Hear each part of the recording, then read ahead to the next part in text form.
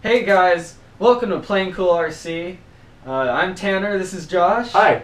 And today we have a brand new remote. It's the Aurora 9X from Hitec.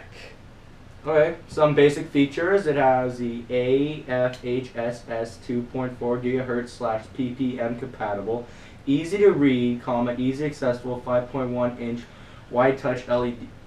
I'm not cheating.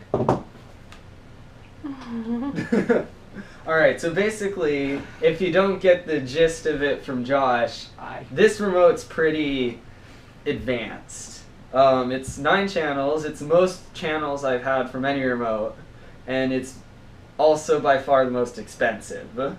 But with that, you get really high quality and a way more functions than I even know what to do with. And high quality, like everything. Yeah. Touch screen. So the resolution of the sticks is 4096. So basically, most remotes that I've seen that are comparable have 2048 resolution. So there are 2048 steps in the movement of the stick. This one has twice that, and it gives it a very locked-in feel to when you're flying. I just tested out my tricopter earlier today, and it actually it feels different. It feels better, and more like smooth actually. More responsive. Yeah, some kind of along those lines. Yeah. What else does it have that's different? Oh, the Maxima Receivers. These receivers give take advantage of the remote's super low latency. It's 7 milliseconds with the Maxima Receivers, which is much lower than other remotes that I've seen. I've seen remotes that have like 48 millisecond. What's low latency?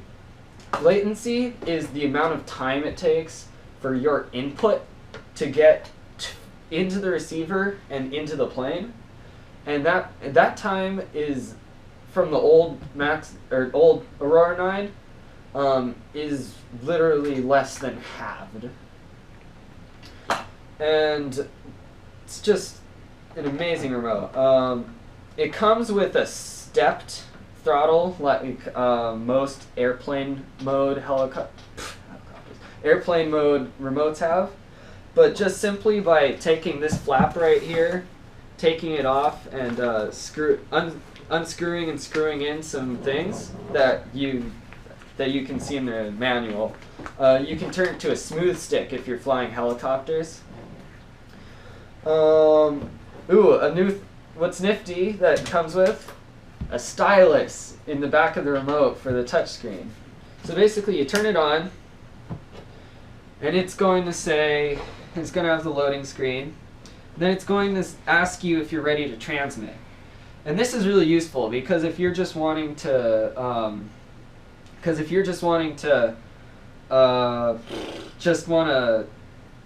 program it, just program some things in and change some things, but not actually transmit a signal out, then you can just hit no, and it'll go along, and it'll not transmit anything, and it's just turned on, and you can program. So you don't have to worry about your plane flying away. Yeah, or somehow, because it's 2.4 gigahertz, somehow managing to interfere with other flyers, but that would be very difficult. So basically, since I don't have anything plugged in, I'm just going to hit no. So that's going to turn off the transmitting. And you get this home screen, which gives you a lot of information actually. There's trims, timers, the mode you're in, the model, the flight condition. Flight conditions are really interesting actually. It tells you the battery percentage, which I have not seen in any other remote. You can tap it and it'll tell you the voltage, but I prefer to keep it at percent battery. It has a little percent throttle thing on it. Just, I don't know why. It's just a nifty thing to have on there. And yeah, it's just really high tech. That's so funny. I know. Okay, there's a bunch of switches which I have no idea. Like, I've never had a chance to use all of them yet. There's 2 position switches, 3 position switches, spring switches, and some sliders on the side.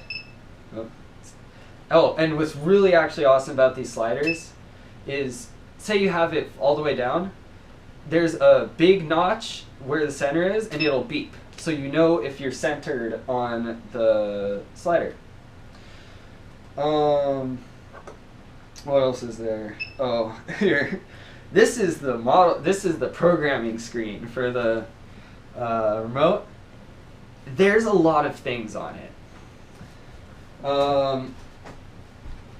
Yeah, there's verse, subtrim, all these other things. You can look further into it online or in the manual. There's 2 pages of it. Comes with a CD. Yeah. The instruction manual, meaning. Yeah. The instruction manual is 144 pages. So that's a lot of paper. Stuff. So I can see why they want to keep it digital. Then you can go system, and this doesn't have anything to do with your model.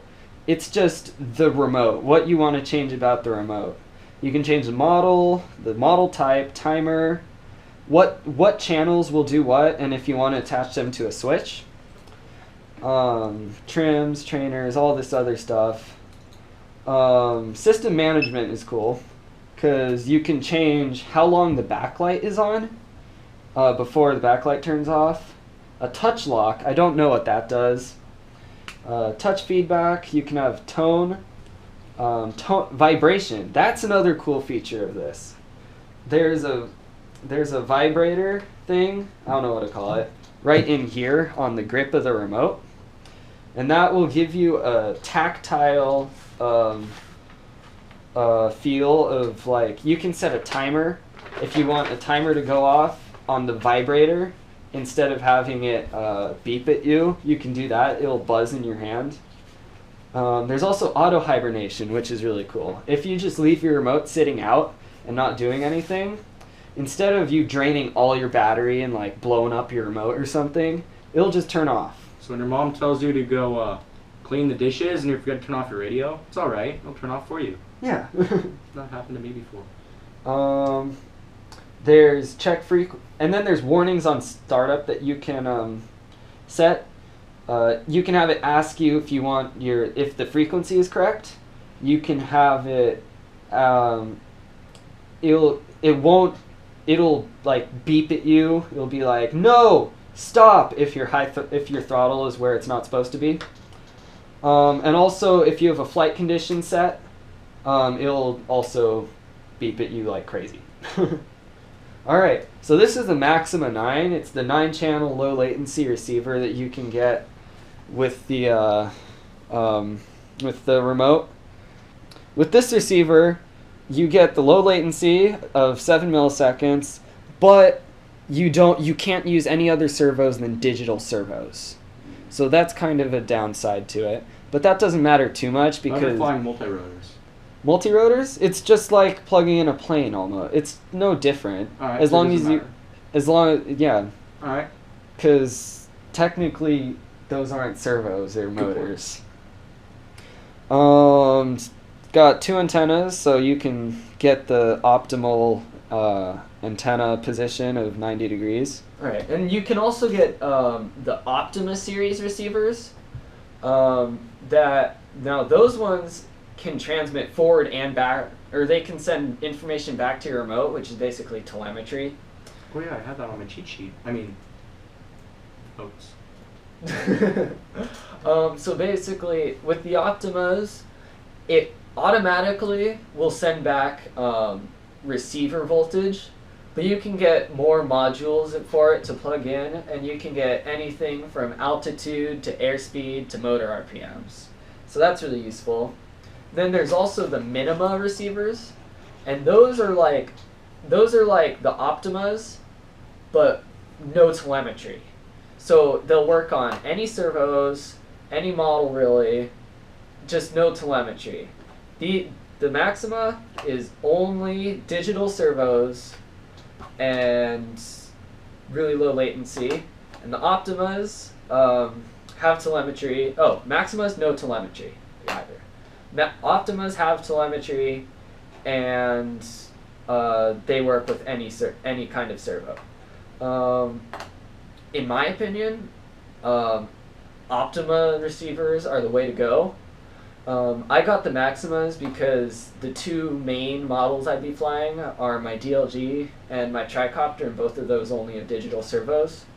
So that's the main. Does the receiver affect the low latency? Yes. So Maximas have 7 millisecond. They're compatible with the Aurora's 7 millisecond low latency. The Optimas and the Minimas, I think they have 14 millisecond latency. Still not bad though. Not better than all the other ones. It's not bad at all. A lot of other remotes have like 22 milliseconds. I know my Turnigy 9, when you throttle up, you can throttle up all the way and then come back down, the motor would never turn on. So you're just That's like, not good. no, not really. With this remote, you would probably be able to punch it and it would just fly away. Gone. Alright, so this remote is also SLT compatible.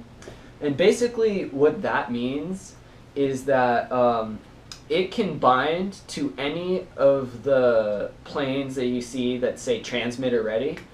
Because the modules for them are the AnyLink modules and the tactic remotes and things like that. Just change the protocol and you're ready to fly. As the box says. No, just off the top of my head. Josh is brilliant. Yeah, I just know everything. Yeah, I know. So right? I think the box is right in front of me. Yeah, I know. So basically, let's turn it on again. It's loading. So no, because I don't want it to be the Maxima receivers. I want it to be the SLT protocol. So you hit the airplane. You go to System, Spectra, and you just scroll through until it gets to SLT. You hit Select. Do you want to change? Yes. Now we're running SLT protocol. I'm going to say no again because I don't want SLT. I want Maxima because that's what I fly. Whatever. Yeah. Oh, thanks, Josh. That's really beautiful. Alright, so there's also a bunch of different accessories that come with this. So in the magical, not in the video-ness, I have a box on the floor, which is basically just the box it came in. So basically, the magic. It comes with this really old thing that a lot of people don't see nowadays. You just put 4 AA's in it, and you can power your receiver. I have one of those for my gasser that's currently in pieces. Yeah, I did. Because I crashed it, you crashed it, and I crashed it. Yeah! But basically, this is used for gas planes where you don't have an ESC that will connect to A lot the of people now are receivers. Sparkies. Yeah. Electric cars, if you guys don't know. It also comes with a really nice receiver switch, so you can just power it on. It says heavy duty on it. I'm sure it's very heavy duty. I mean, these wires feel heavy duty. It's really funny to say heavy duty. They feel like it they're like totally means something. They're like stiff and thick. Yeah, They that's feel- the only thing that's definitely thick. Yeah, I know, right? Your Right. mom. How does that apply? Alright, so it also comes with this really squishy foam fuzzy thing. Squishy. And that's basically... I shall call you Squishy. And you shall be my friend. Alright, so that's basically a receiver protector thing. And there's this little... So you can throw it off the roof and it'll be fine. Yeah, it's got a little Velcro thing that says Hitec. You just stick it on, and now your receiver is all protected. It also has this thing, which I will proceed to take out of the bag. It's a little, like, screen cleaner cloth on this little Hitec advertisement. That's high tech. I know. Not really. Come on, you Basically, ruined you my can, fun. you can just like put it on the remote and then clean your screen if you so need it. I choose not to use it because it's just some, in my opinion, dumb thing hanging off your really nice remote. Huh? Like dumb thing, this might be the pizzazz in me. Oh man. But yeah, I'm not using these fancy things because I don't really, or these extra things, I should say, because I don't need them. So, let's put this all back where it came from. Alright, so that concludes our episode on the Aurora 9X. Really, it's just an amazing remote, and I just love it, but... Wait. I feel a presence. Man, that's really weird. I mean... Oh!